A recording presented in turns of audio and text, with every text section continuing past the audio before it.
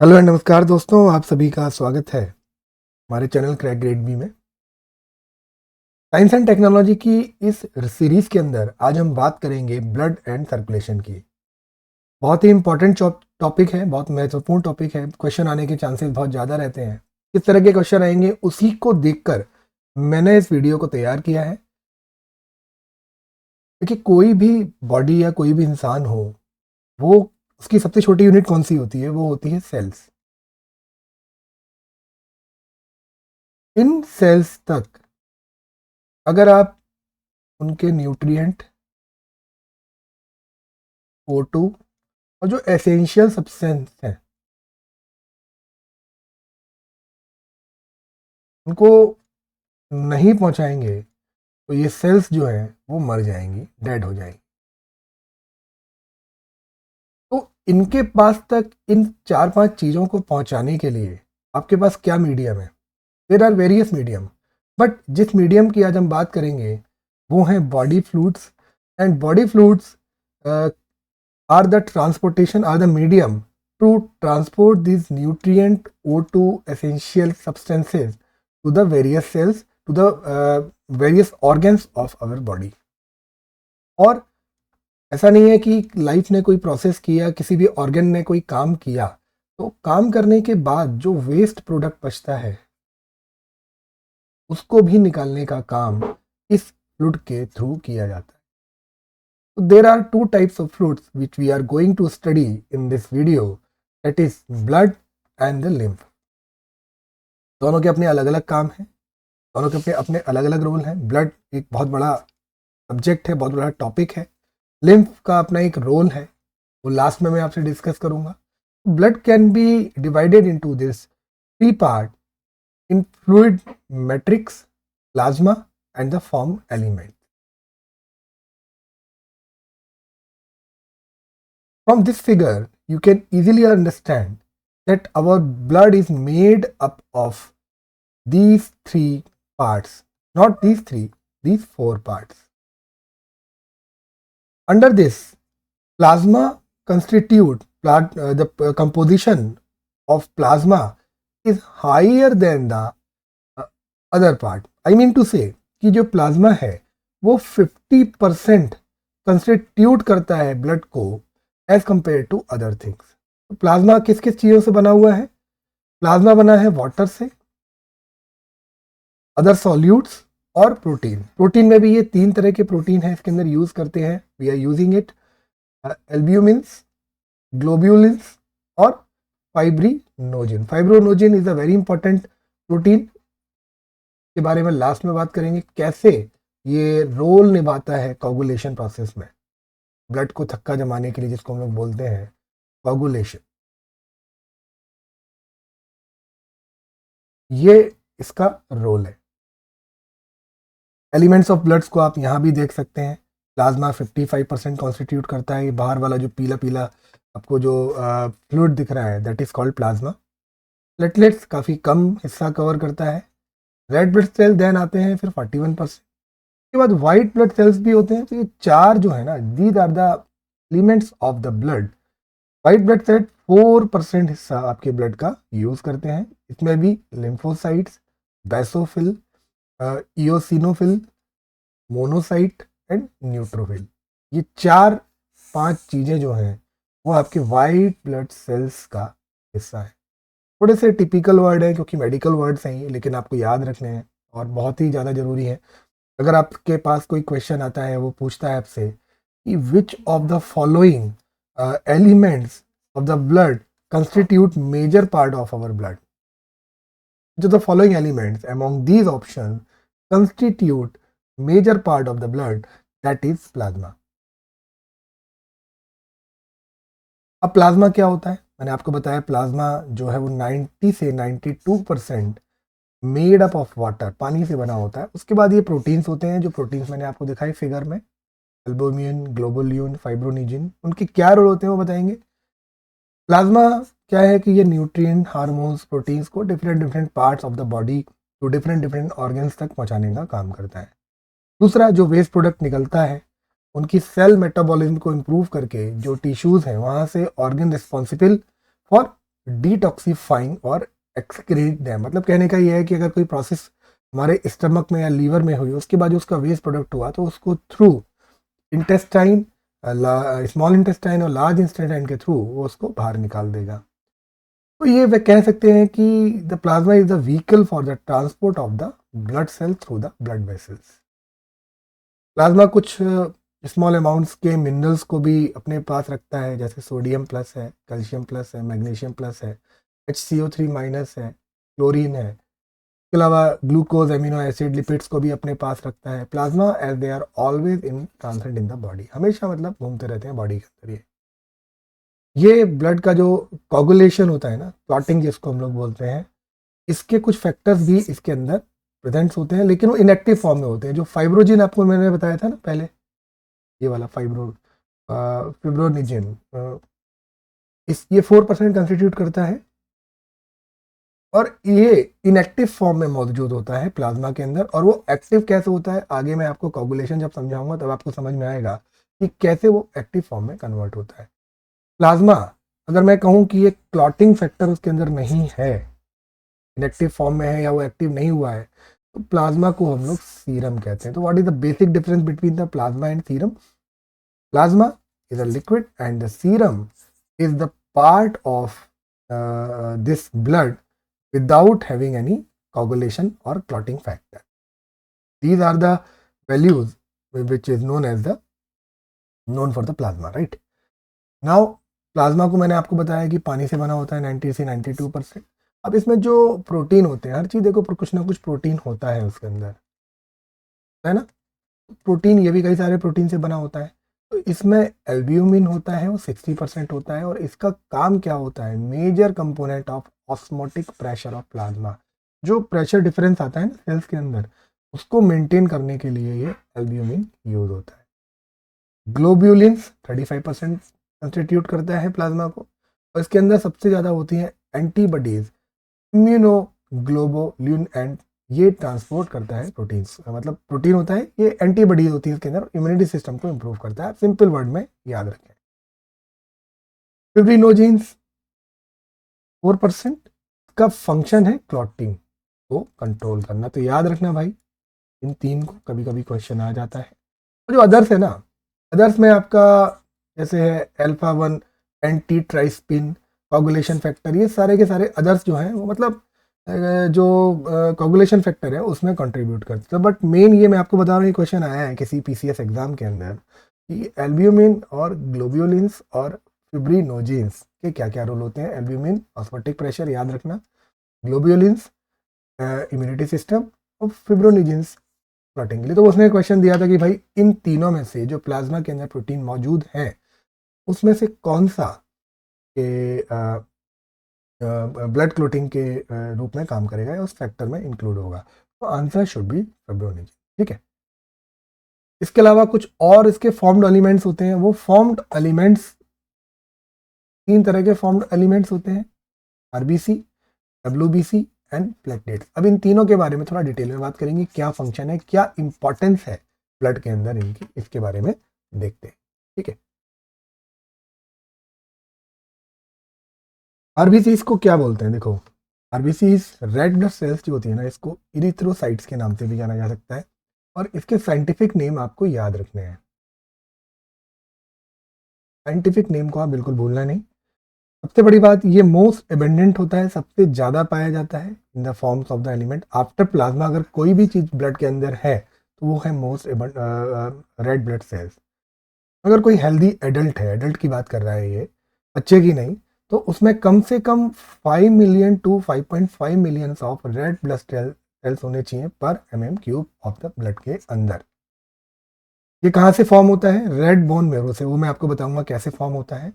Red colour होता है क्यों? क्योंकि आयरन कंटेनिंग कॉम्प्लेक्स प्रोटीन होता है इसके अंदर, हीमोग्लोबिन। ये क्वेश्चन आया था कि हीमोग्लोबिन के कारण ही आपका जो है RBC का कलर जो रेड होता है।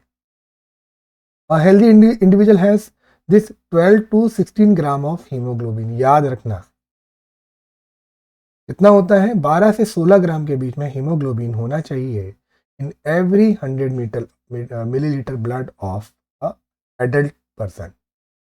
Role in transport of the respiratory gases, ये क्या करता है कि जो गैसेस होती हैं, ऑक्सीजन का जो एक्सचेंज होता है हमारे लंग्स के अंदर, हमारे लंग्स है यहाँ पर जो ऑक्सीजन का एक्सचेंज होता है ब्लड के साथ,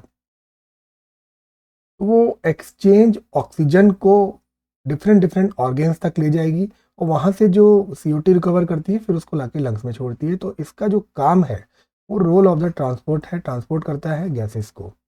RBC have an average life span of 120 days, 120 दिन जिंदा रहती है, उसके बाद ये मर जाती है। और फिर कहाँ मरती है ये? स्प्लीन, जिसको हम लोग बोलते हैं ग्रेव यार्ड ऑफ आरबीसी। तो स्प्लीन के अंदर ये जाके डैमेज हो जाती है। ठीक, थोड़ा सा और इसके बारे में डिटेल में बात करते हैं। इसकी जो शेप होती है ना, सबसे पहली बात तो अगर कोई क्वेश्चन आता है वो पूछता है कि इसमें से किसका न्यूक्लियस नहीं है, उसने ऑप्शन दे दिया red blood cell, platelets, plasma और वाइट ब्लड सेल्स। तो आपको याद रखना है कि रेड ब्लड सेल्स का अपना खुद का न्यूक्लियस नहीं होता है और ये बाई कॉन्केव इन शेप में होती है। इसका एक कोई सर्टेन रीजन है, डिटेल में जाने की बहुत ज़्यादा ज़रूरत नहीं है, क्योंकि अगर ये बाई कॉन्केव शेप में नहीं होगा ना तो एक सिकल टाइप डिजीज़ होती है, वो बन जाती है, तो उससे एनीमिया होने के चांसेस रहते हैं। दूसरी सेल्स के अलावा red blood sales do not contain a nucleus, ये मैंने आपको बता दिया। मिटोकॉन्ड्रिया भी नहीं होता है, राइबोसोम्स नहीं होता है। तीनों टर्म बड़ी टफ हैं। जब हम सेल्स के बारे में थोड़ा सा पढ़ेंगे तब आपको समझ में आएगा कि न्यूक्लियस, मिटोकॉन्ड्रिया और राइबोसोम्स क्या होता है। तो इन सारी स्ट्रक्चर की एब्सेंस होने की वजह से जो इसकी जो सेल स्ट्रक्चर है ना, क्या एक नंबर ऑफ रूम्स छोड़ देती है हीमोग्लोबिन मॉलिक्यूल्स को जोड़ने के लिए। अगर ये सारी की सारी चीज़ें इसके अंदर होती हैं तो हीमोग्लोबिन के लिए जगह नहीं मिलती, और जगह नहीं मिलती तो राइट ब्लड सेल्स का जो मेन काम है, जो हीमोग्लोबिन के थ्रू होता है एक्सचेंज ऑफ गैसेज, वो नहीं हो पाता। तो इसकी वजह से अगर कोई क्वेश्चन आता है, रीज़न पूछता है कि न्यूक्लियस या मिटोकॉन्ड्रिया कॉन्ड्रिया और राइबोसोम्स इसके अंदर नहीं होते हैं, उसका रीज़न क्या है? ठीक है, ये रीज़न है भाई ना। रेड बोन मैरो क्या होता है? यहाँ फिगर में देखो, ये जो निकल रहा है ना रेड बोन मैरो, ये होता है यहाँ से आपकी रेड ब्लड सेल्स निकलती हैं। ठीक, न्यू रेड ब्लड सेल्स का जो प्रोडक्शन होता है इसको बोलते हैं इराइथ्रोपोयोसिस। क्या बोलते हैं? और ये कब होता है? देखिए, कोई भी चीज़ किसी सिस्टम के अंदर या किसी बॉडी के अंदर जब ट्रिगर होती है, जब उसकी कमी महसूस होती है, तो इसके प्रोड्यूस होने के जहाँ से ये निकलती हैं रेड ब्लड सेल्स कहाँ से निकलती हैं? रेड बोन मैरो से निकलती हैं। कब, कौन, और इस प्रोसेस को क्या बोलते हैं? इरिथ्रोपोएसिस बोलते हैं।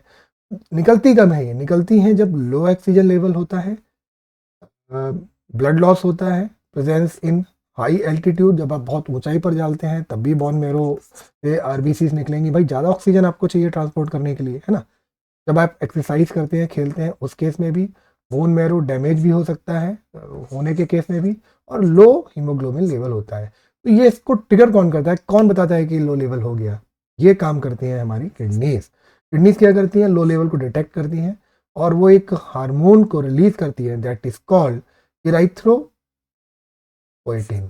जब ये हार्मोन रिलीज होता है तो वो स्टिमुलेट करता है प्रोसेस को, production of the red blood cells को। और जैसे जैसे अगर ब्लड सर्कुलेशन बढ़ता है और ऑक्सीजन लेवल सफिशिएंट हो जाता है तो इस प्रोसेस को रोक देते हैं। और अगर ज़्यादा हो जाता है तो फिर क्या करते हैं? किडनीज के पास फिर सिग्नल जाता है इंक्रीज ऑफ ऑक्सीजन लेवल का, और वो क्या करते हैं? रिलीज ऑफ जो इराइथ्रोप्रोटीन था, जो बोन मैरो से आरबीसीज को निकालता था, उस प्रोसेस को ये स्लो कर देगा। तो मेन काम क्या है? वो किडनीज का है। तो रेड बोन मैरो से आपने यहाँ से ये चीज़ समझ ली। अब आती है वाइट ब्लड सेल्स। इनको आप सिंपल चीज़ में याद रखना, ये हमेशा आपके इम्यूनिटी सिस्टम को इम्प्रूव करेगा, क्योंकि ये फॉरेन पार्टिकल्स जो होते हैं ना अपने बॉडी में जो आ जाते हैं, उनसे ये फाइट करते हैं। तो it is they are white blood cells are also known as leukocytes and they are colourless, क्योंकि इसके अंदर हीमोग्लोबिन होता नहीं है। हीमोग्लोबिन क्या है? Iron containing. जहाँ भी आपको लोहा मतलब दिखेगा ना, वो लाल ही हो जाता है। जैसे आप ज्योग्राफी के अंदर पढ़ेंगे, लेटराइट सेल्स जो सॉइल्स होती हैं उसमें आयरन कंटेंट ज़्यादा होता है तो वो लाल मिट्टी के रूप में दिखती है ना। तो रेड सॉइल्स जिसको हम लोग बोलते हैं। दूसरा, वाइट ब्लड सेल्स क्या होता है? इन्यूक्लेटेड होते हैं और आरबीसी के कंपेरिजन में बहुत कम होते हैं। कितने होते हैं? 6000 से लेके 8000 पर मीटर क्यूब ऑफ ब्लड। अब ये दो तरह के हो सकते हैं, granulocytes. Granulocytes are the two types of the white blood cells or leukocytes. Under this, granulocytes contain granules or sacs in their cytoplasm, and under this granulocytes they are पहली बात तो क्या है कि ये दो granulocytes and agranulocytes play a slightly different role in fighting the infectious disease. तो मैंने आपको क्या बताया, इसके दो टाइप हो गए, इम्यूनिटी सिस्टम से रिलेटेड चीजें हैं. सीधे याद रखना व्हाइट ब्लड सेल जो है ना वो फाइटिंग करती हैं इन्फेक्शियस और इन सब डिजीज से. तो इन दिस टू टाइप्स को हम लोग फर्दर डिवाइड कर सकते हैं. Granulocytes can be divided into neutrophils, eosinophils and basophils. और ये एग्रेनुलोसाइट्स को हम डिवाइड कर सकते हैं लिम्फोसाइट्स और मोनोसाइट्स के अंदर. अब देखते हैं कि ये 5 चीजें याद रखना. ये 2 वर्ड थोड़े टिपिकल हैं, granulocytes and agranulocytes, along with their further division. ये आपको फिगर से समझ में आएगा, मैं आपको बताऊंगा. पहली बात तो हम ये देखिए, ये 2 हैं, इनको 2 भाग में डिवाइड किया. They are divided into 2 parts. Again they are further divided into other part. तो ग्रेनुलोसाइट्स डिवाइडेड इनटू न्यूट्रोफिल्स और eosinophils. Agranulocytes divided into monocytes, lymphocytes, और ग्रेनुलोसाइट्स जो है बेसोफिल्स को भी डिवाइड करते हैं. अब इनके फंक्शन क्या क्या है देखना. Neutrophils are the most abundant cell. ये 60 to 65% of total white blood cells को कवर करते हैं, और बेसोफिल सबसे कम होता है.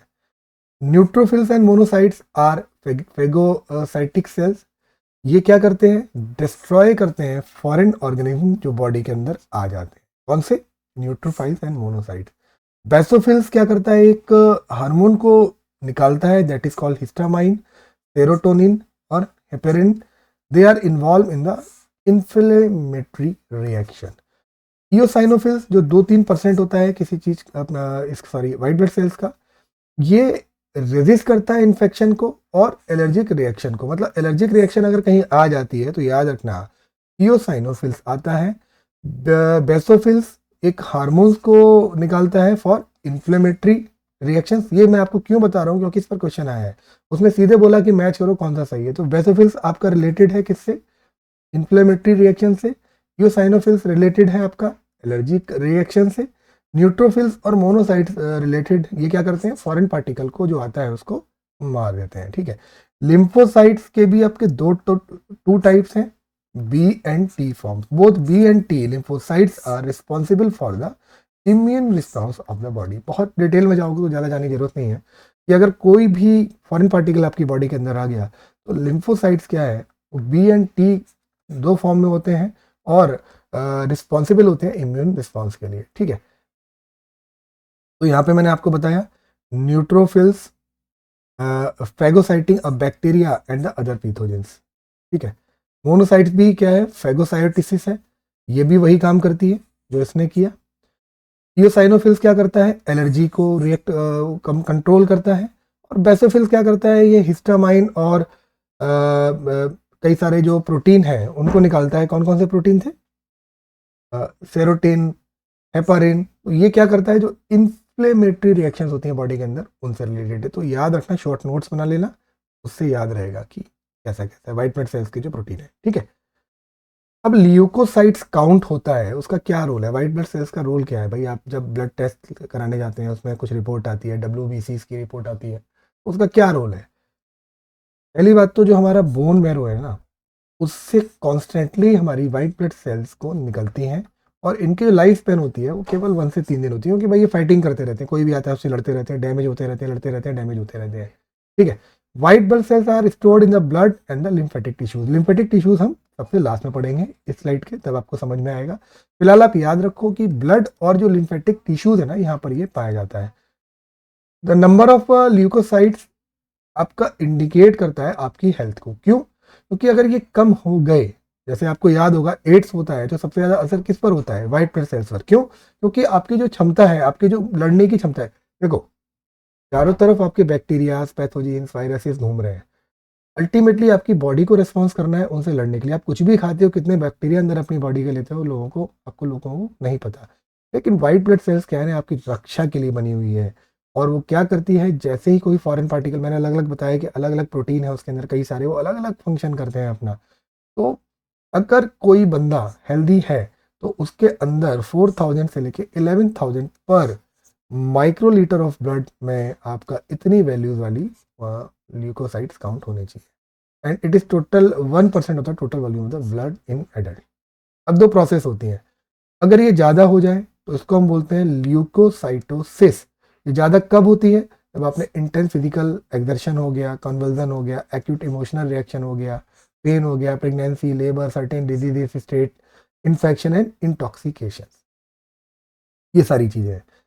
And abnormal decrease in the number is known as the leukopenia. तो these are the two different process।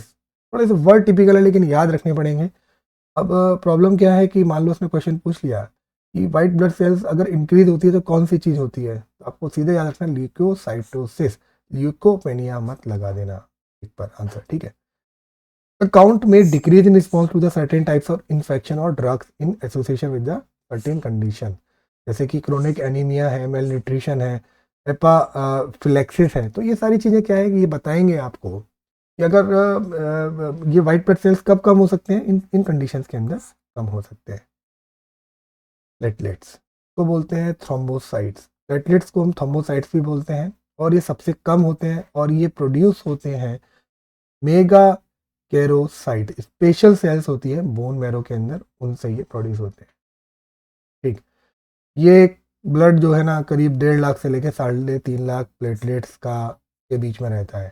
तो भैया किसी को अगर डेंगू हुआ हो या उसके परिवार में किसी को डेंगू हुआ हो तो देखा होगा डॉक्टर प्लेटलेट प्लेटलेट चिल्लाता रहता है, गिर गए गिर गए गिर गए। तो वहाँ से आपको समझना चाहिए कि प्लेटलेट्स का क्या रोल होता है, पीक वैल्यू क्या होती है, 1,50,000 से लेकर 3,50,000 के बीच में होनी चाहिए।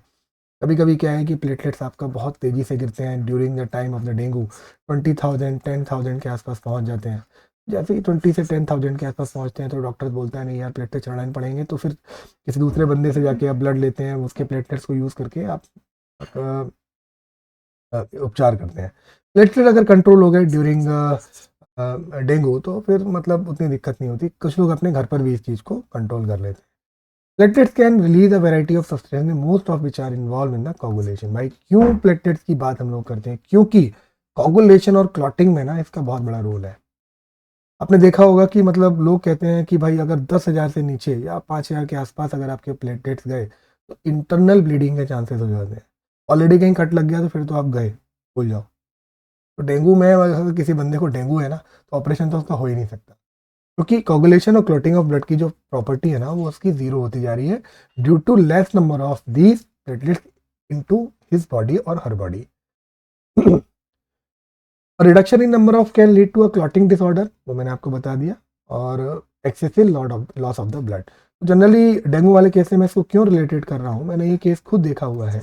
डेंगू के केस में आपने देखा होगा कि प्लेटलेट डाउन होते हैं तो बॉडी पर रैशेज आने शुरू हो जाते हैं, मतलब चेहरा लाल हो जाएगा। तो ये सारी चीज़ें शो करता है कि आपकी इंटरनल ब्लीडिंग हो रही है, और वो क्या है, बहुत हार्मफुल है।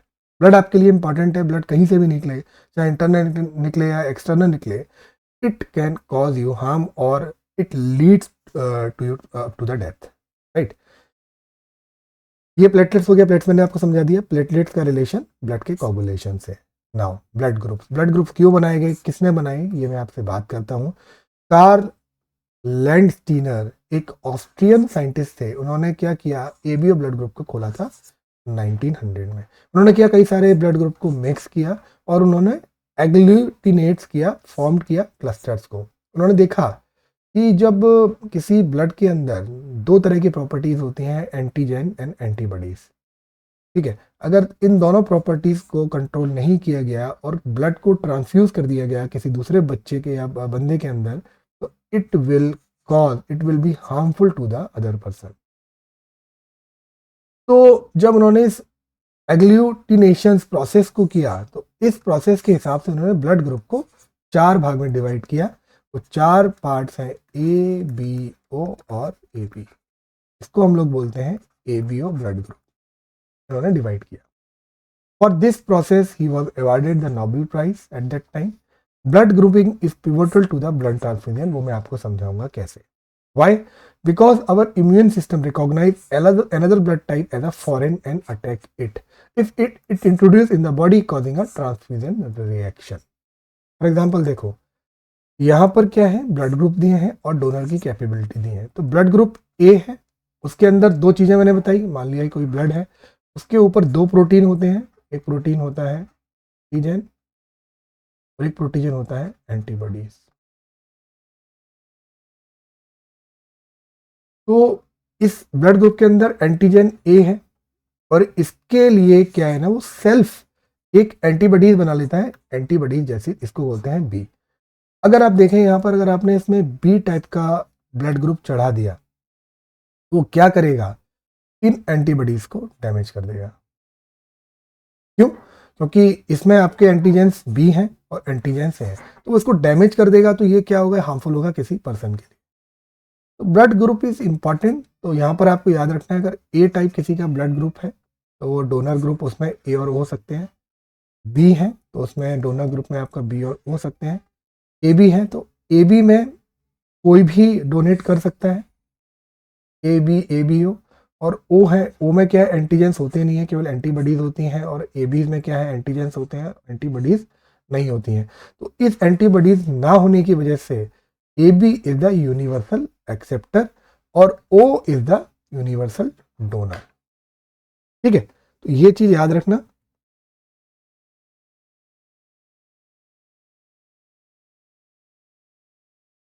यहां पे याद रखना है, ये चीज मैंने आपको बताई, ओ इज द, अगर कोई पूछता है तो O is the universal donor, A B is the universal acceptor.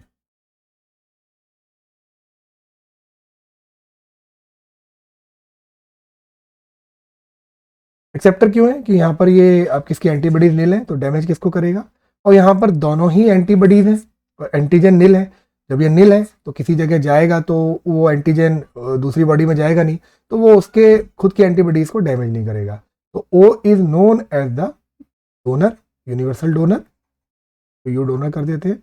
और A B is known as the universal acceptor. ये चीज याद रखना, ठीक है। नाउ एक ब्लड ग्रुप और किया गया, ये देखिए उसी फॉर्म को मैंने डिवाइड कर दिया है कि कौन कौन इसको वो कर सकता है, कि मतलब ब्लड डोनेट कर सकता है। तो ओ टाइप में आप देखेंगे केवल ओ कर सकता है, ए में ओ तो कर ही सकता है, ए भी कर सकता है, बी में वो तो कर ही सकता है, केवल बी कर सकता है, ए बी को तो भैया कोई भी ब्लड दे दे, कोई फर्क नहीं पड़ता। ठीक है, याद रखना ये चीज़। अच्छा, एक आर एच ग्रुपिंग भी होती है।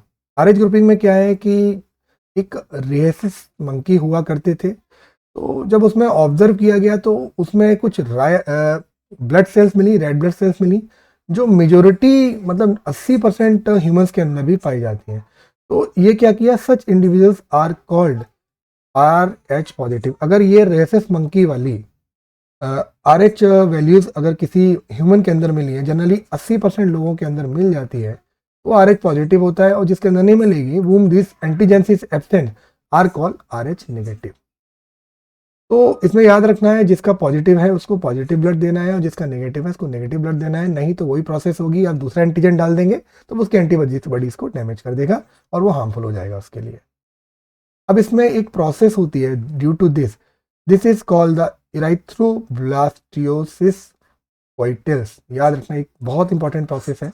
इसमें क्या होता है कि अगर एक आर एच पॉजिटिव फादर है और आर एच नेगेटिव मदर है, तो आर एच नेगेटिव मदर और अगर मतलब वो लेडी प्रेग्नेंट होती है ड्यूरिंग प्रेगनेंसी, तो आर एच नेगेटिव मदर आएगा, आर एच पॉजिटिव बेबी आएगा।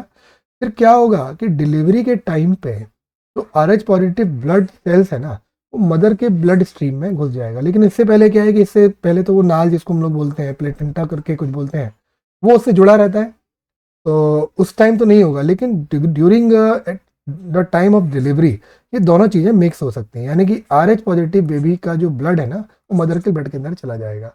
इसमें क्या होगा, इन्वेडिंग होगा। R H positive blood R H antibodies को प्रोड्यूस करेगा, किसके अंदर, मदर के अंदर।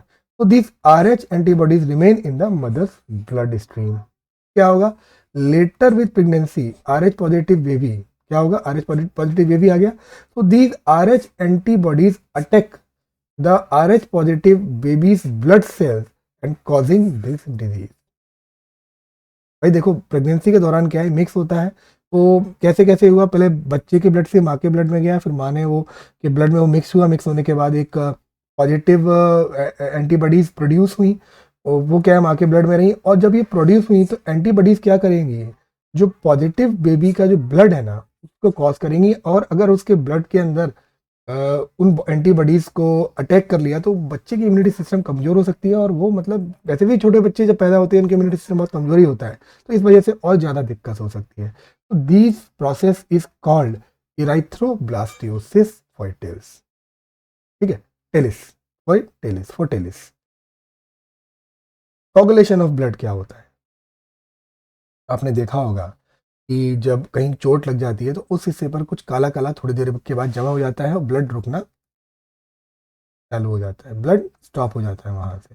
तो जो ब्लड की रुकने की जो अपनी प्रॉपर्टी है ना, एक टाइम के बाद थोड़ी देर ब्लड निकलने के बाद अपने आप रुक जाता है, this is known as the coagulation. क्या बोलते हैं इसको, कोगुलेशन बोलते हैं।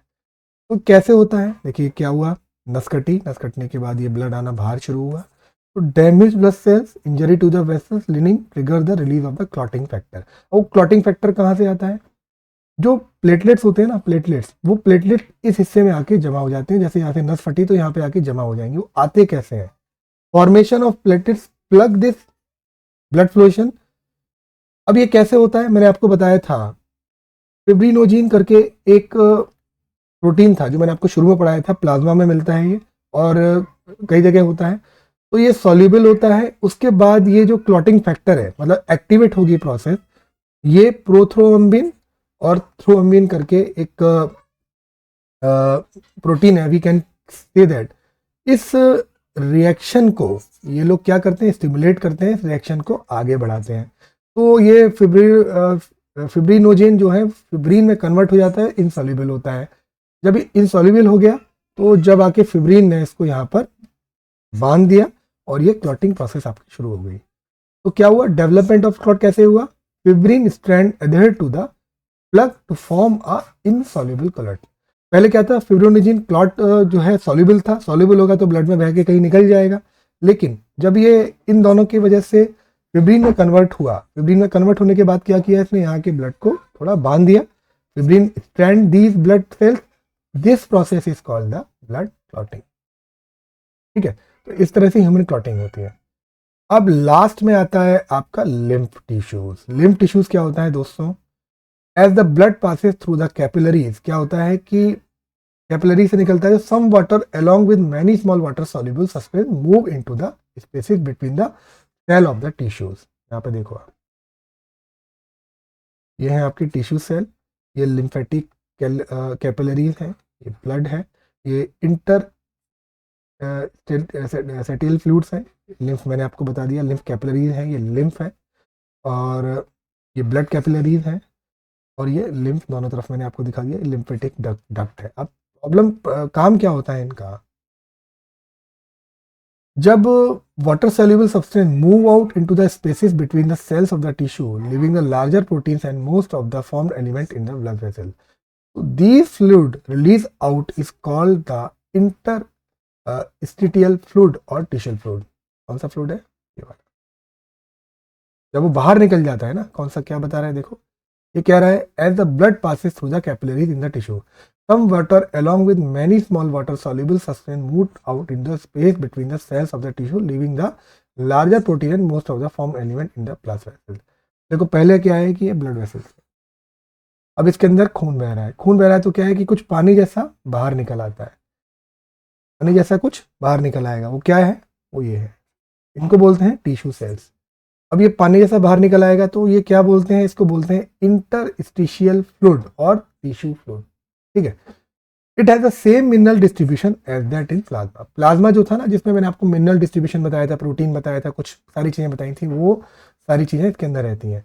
तो exchange of nutrient gases ETC between the blood and cell always occur through this fluid. किसमें, ब्लड जो ऑक्सीजन लेके आ रहा है और जो सेल्स हैं, छोटी छोटी सेल्स हैं, उनके बीच में जो एक्सचेंज होगा, O2 जाएगी और CO2 निकलेगी, वो इस फ्लूइड के थ्रू होता है सेल्स के अंदर, ठीक है। इसके लिए क्या है, an elaborated network vessels call lymphatic system collect this fluid and drain back it to the major veins. क्या करता है भाई, देखो आर्टरी से ब्लड आया, ब्लड आने के बाद ये लिक्विड फॉर्म में आया, इसने कुछ सेल्स ने अपना कुछ जो निकालना था ऑक्सीजन और न्यूट्रिएंट निकाल लिए, निकालने के बाद एक लिम्फेटिक नेटवर्क होता है, वो लिम्फेटिक नेटवर्क ये है।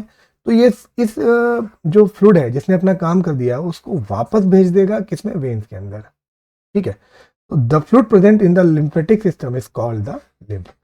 जब वो खराब तो नहीं कहेंगे, मतलब जो रिटर्निंग लिक्विड है जिसने अपना काम कर दिया जो लिम्फ के अंदर है उसको कहते हैं लिम्फेटिक लिम्फ। तो lymph is a colorless fluid containing a specialized lymphocytes which are responsible for the immune response of the body।